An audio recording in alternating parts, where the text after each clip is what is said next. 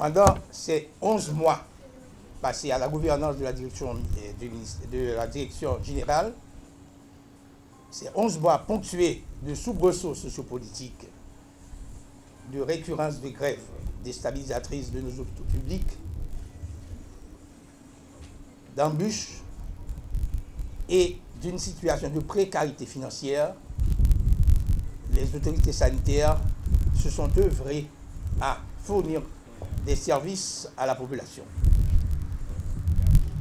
Elles ont pu réaliser dans cette situation plutôt délétère certains projets et aussi certaines activités que nous allons mentionner rapidement. Il faut dire qu'il a fallu un esprit de dialogue et un accompagnement aussi du syndicat du personnel de santé pour arriver à bout de la grève qui a déclenché une crise hospitalo-universitaire soutenue par les médecins résidents qui avaient des revendications légitimes. Grâce à une certaine combativité, un esprit ouvert au dialogue, nous avons pu résoudre cette grève avec le support de la haute instance gouvernementale. Peu de temps après, nous sommes heurtés à la recrudescence du choléra. La recrudescence du choléra dans une situation très particulière. Aujourd'hui, les devoirs de cette haute fonction me portent à prendre la parole pour accueillir le docteur Lauré Adrien comme nouveau directeur général au sein de ce ministère.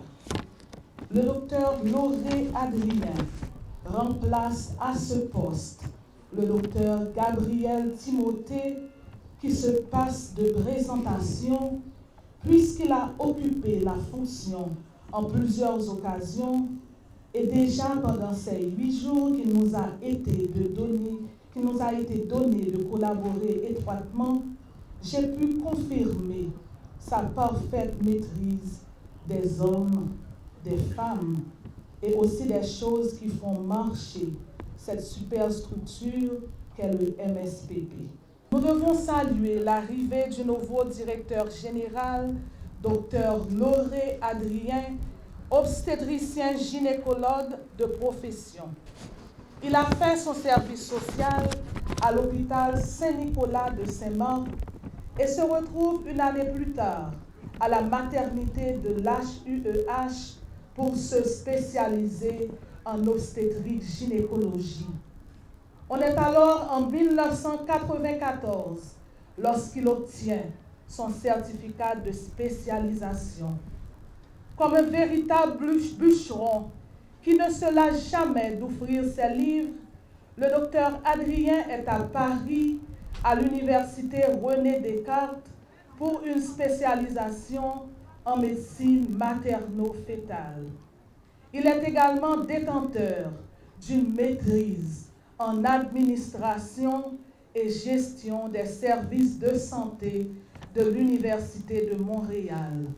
Et maintenant, au nom de son Excellence, le Président de la République, M. Jovenel Moïse, au nom de son Excellence, le Premier ministre, le Dr Jacques-Guy Lafontaine, j'ai l'honneur de remettre au Dr Lauré Adrien son ampliation.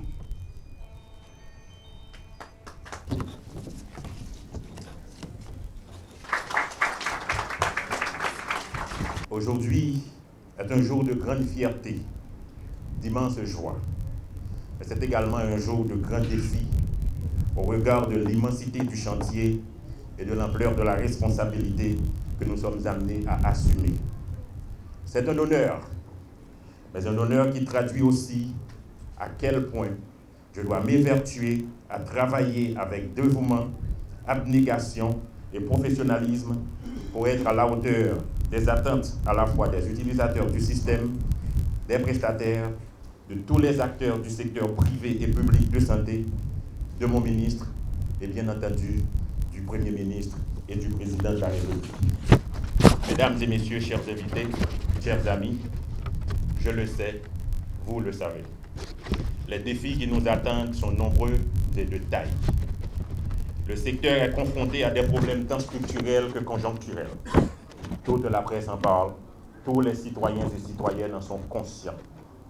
La question n'est plus quel constat, mais quelle réponse à ce constat. De nombreux dossiers dits chauds nous attendent. Malheureusement, ils ne peuvent être résolus avec un coup de baguette magique. Il nous faudra les aborder avec sérénité, en les étudiant dans les moindres détails, en rencontrant les différents protagonistes pour essayer de trouver des solutions raisonnables, durables et surtout acceptables pour toutes les parties, en gardant à l'esprit le bien-être de la population haïtienne, mais tout en agissant avec cette autorité responsable qui doit caractériser tout décideur. Néanmoins, nous sommes confiants qu'avec la collaboration de tout le personnel du ministère, de l'appui des partenaires techniques et financiers, du soutien du gouvernement et de celui du président de la République, nous parviendrons à améliorer nos indicateurs de santé trop souvent faibles. Mais pour y arriver, il nous faudra sortir de cette logique morbide de gaspillage dans l'insuffisance. Il nous faut apprendre à utiliser de façon plus efficiente nos maigres ressources. Que de fois ne savions-nous pas comment faire, mais n'avons-nous pas fait comme il faut. Que de fois avons-nous voulu faire autrement, mais que pour des raisons diverses, nous avons laissé faire différemment.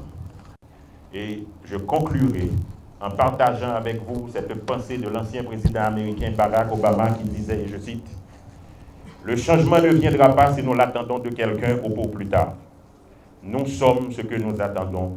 Nous sommes le changement. » Mesdames et messieurs, je vous remercie de m'avoir honoré de votre présence à cette cérémonie et je vous souhaite une bonne fin de journée. Merci.